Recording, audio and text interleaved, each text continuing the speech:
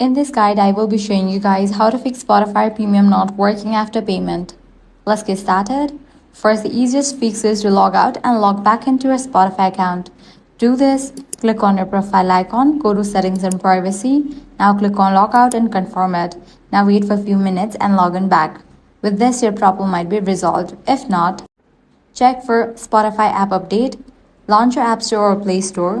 Then search for the app Spotify. Once app appears, if you find the option update, click on it and update the app to its latest version. Outdated apps can often delay premium activation even after payment. After updating, it's a good idea to restart your device as this helps refresh your account sync in the background. Still not fixed? Then go ahead and reinstall the Spotify app completely. Press and hold on it, select remove app, click on delete app, click on delete. Now navigate to App Store or Play Store and then download it. This often clears hidden glitches that prevent premium from showing. And finally, if nothing works, the last option is to contact Spotify support.